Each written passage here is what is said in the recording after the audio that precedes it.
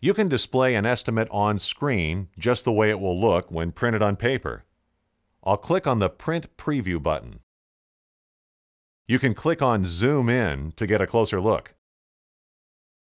This estimate is only one page. If you have a long estimate, you can turn pages or display two pages side by side. Click on Close when you've seen enough. Many construction cost estimating databases are available for the National Estimator Program. If you own several Craftsman cost books and have installed the database that comes with each, you can open several at the same time. I'll open another cost book.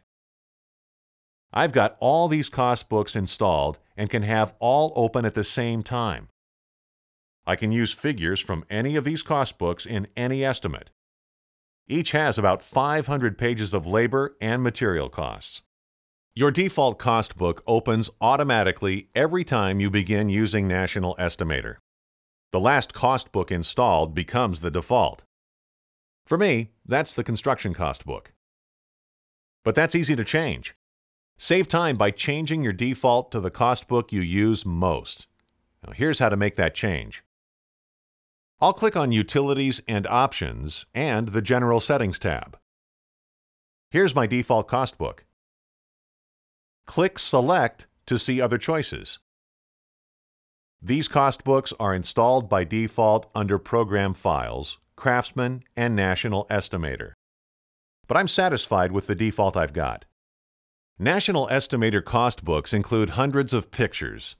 When you see PICT at the lower right, click on it to see the picture. Here's a slab membrane. Let's get a better look.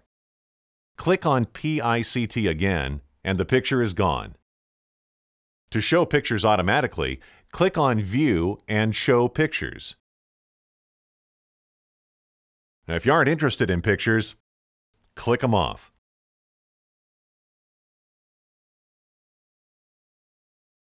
Until you get comfortable copying and pasting, keep both the cost book window and the estimate window open, like this.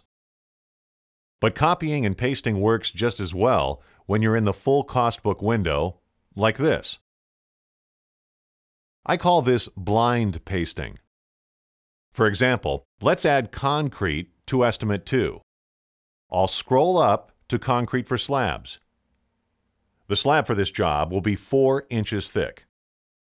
I'll press the F8 key to both copy and paste.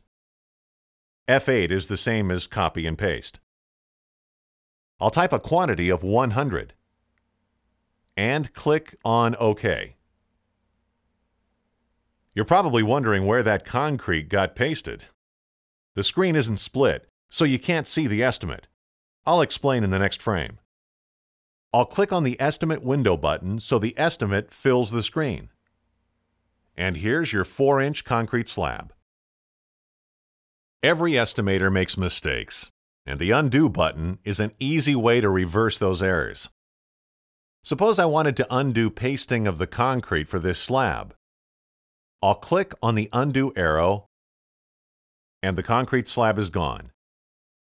The Undo button can save lots of time, but don't wait too long. You have to undo mistakes right away. Here's another way to remove lines from an estimate. I'll paste that concrete slab again.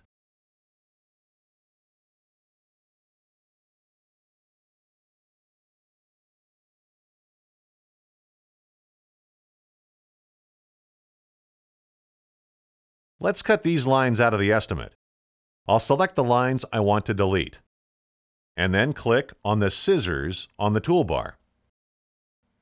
They're gone.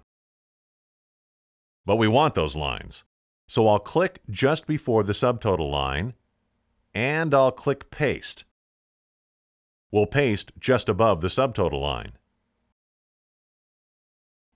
That's what we want.